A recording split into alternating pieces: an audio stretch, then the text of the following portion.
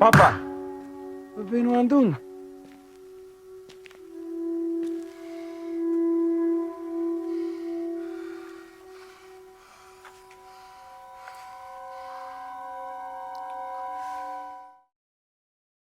thought it had a really great sense of style and mood and was able to carry the tension in a way that was very believable and realistic. I thought the infection backdrop, sort of the apocalyptic kind of backdrop, is obviously a trope that people are familiar with, but I thought moving it into a very contained setting with the father and son created a very interesting dynamic in which, it's not clear who's really sick, if the dad has lost his mind, what's going on. And I thought that the piece had a really great sense of tension building throughout that worked well because of the performances of the actors, as it's not really clear where the mind state of the father is and how conscious the son is of what his father is starting to imagine.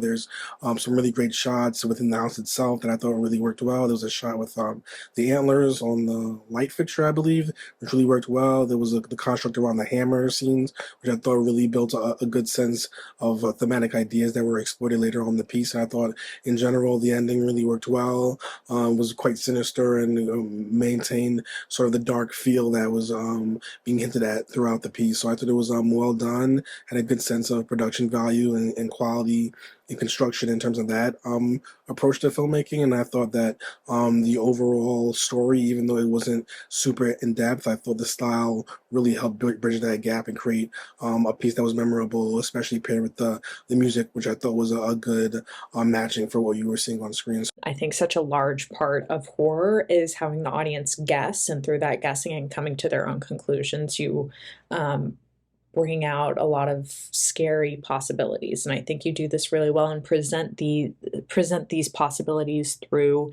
the idea of this infection and the paranoia of the dad. And is he infected at the end, or is dad gone crazy? It's very clear what the central theming of this is, and I think you do it very, very well, and you take the audience along for a ride as well. The pacing was really great. It kept me on my toes. The suspense was there the entire time. It was really interesting to watch. It was shot really well. I want to commend the actors in this. They did a great job of getting this message across and keeping it intense without giving too much away. And that also goes into the writing as well. But I think it was very, very well acted, and it came together to be a really suspenseful piece that will keep the audience guessing afterwards. I loved the really slow burn and the building of suspense throughout. I really loved the use of the perspective switch, so seeing from both the dad's and the son's perspective really helped us to see what the dad was seeing in his son and why he was so freaked out. Really cool to see what he was seeing in his son as being like a demon zombie thing, which was really disturbing. I thought the special effects makeup for the wounds was really realistic and gnarly. The ending was really disturbing.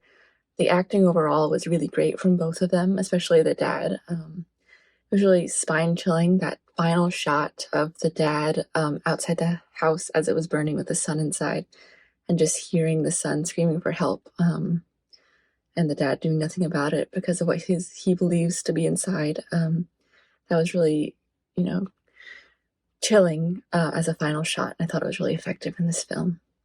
Both very inventive and very scary. Early on, it uses shadows very well to build a sense of kind of creeping dread that immediately does pull you in. But then it starts to mixing in sadness in with the fear to create a very kind of complex cocktail of emotions. It does this really interesting thing of having the main character be like simultaneously fearful for and fearful of his father, which is this really interesting kind of ambiguity.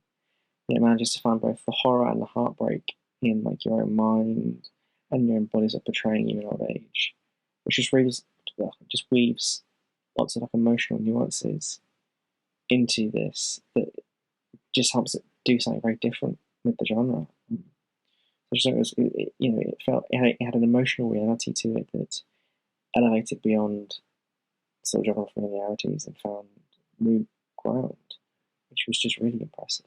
The sound design, little to no dialogue, these actors really play in the space and let the story unfold in a natural order. The camera gets really up close and intimate with the intensity of the moment. great storytelling skills. We see this wound on the father's arm, and it matches with what we see on the son's neck later on. And it's kind of giving me this feeling that this demonic entity, so to speak, might have this zombie bite infected presence, perhaps. It drives them both ultimately to their demise. You know, we ultimately follow his son coming across this, blood on this piece of wood, which now has left me questioning, is his sister dead? But we kind of soon find out that we will never receive these answers. For Papa has burned his son alive after seeing this demon come out of him. I'm not really sure what to believe.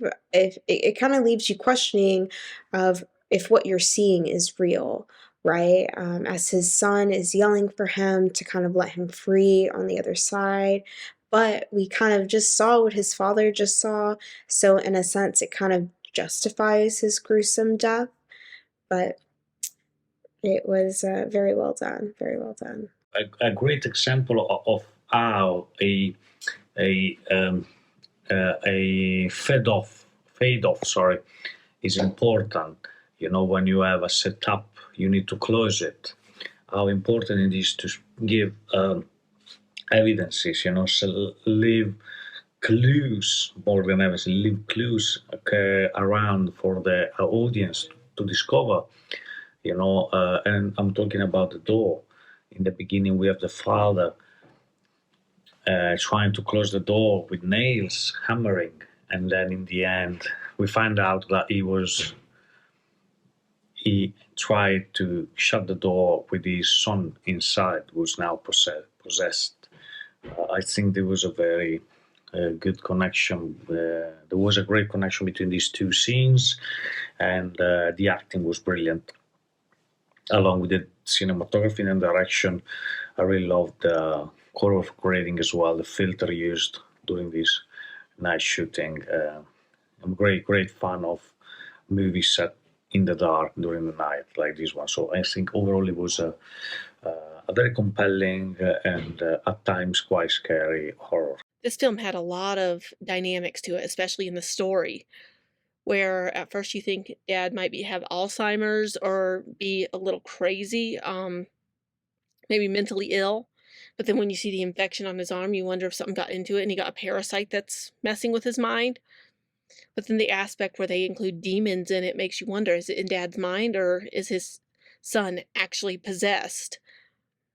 It's something definitely that was explored, and it could be explored further if they'd ever turn it into a feature. Because I do wonder more about that, if Dad's actually crazy or if the kid actually was possessed. This film, the cinematography was top notch. It had and the score really impacted the story. You could feel the desperation of the son as he was trying to help it. For a moment, I thought maybe his daughter had actually come up to see Dad first, and he was going to find her body where Dad was hammering, since she wasn't answering. So, it's definitely a dynamic film where it had so many elements in such a short time that it made it very intense to watch. You talk about suspense, you talk about intensity, you talk about dripping. These are all words to describe Shut. You talk about edge of the seat, draw, like grabs a hold and doesn't let go for the whole runtime. Yeah. I really like the cinematography and the music. The acting was phenomenal. This one's going up. This one is on its way, I feel like.